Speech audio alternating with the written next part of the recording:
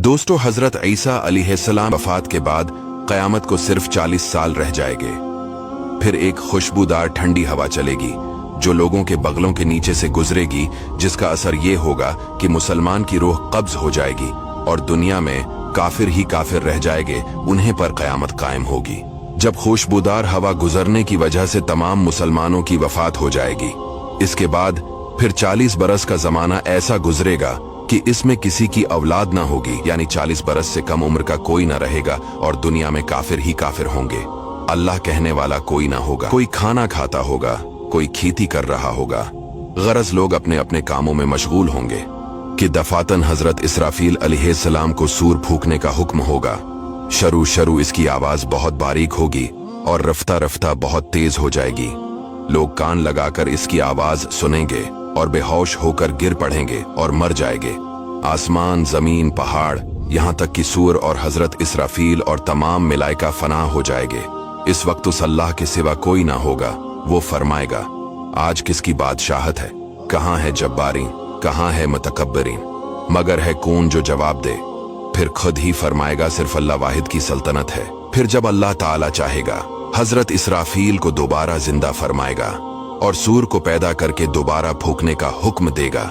सूर फूंकते ही तमाम अव्वलीन और आखिरीन मलाइका, इंसान, हैवानात और जिन मौजूद हो जाएंगे।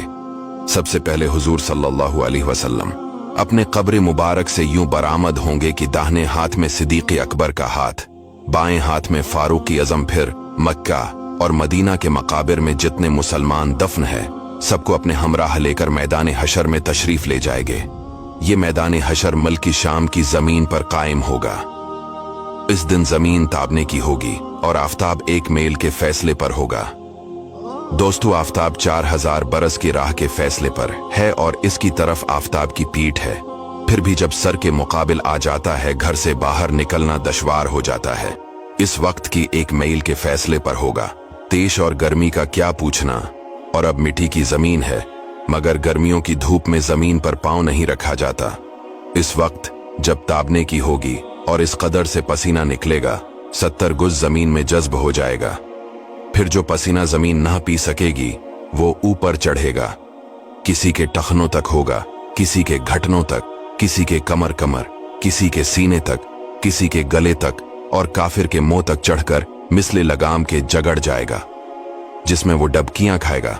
जबानें सूख कर कांटा हो जाएंगी, बाजों की जबानें मुंह से बाहर निकल आ जाएंगी, दिल अबल कर गले को आ जाएंगे। जिसने चांदी सोने की ज़कात न दी होंगी, इस माल को खूब गर्म करके उसकी पेशानी पर दाग करेंगे, यहां तक कि लोगों का हिसाब खत्म हो।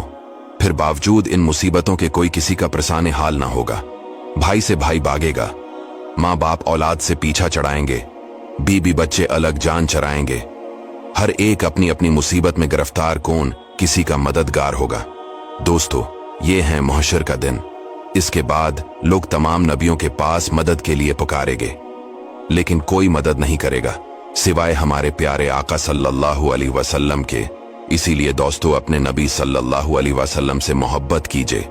हुजूर पेश हक मज़दा शिफात का सुनाते जाएंगे, आप रोते जाएंगे, हमको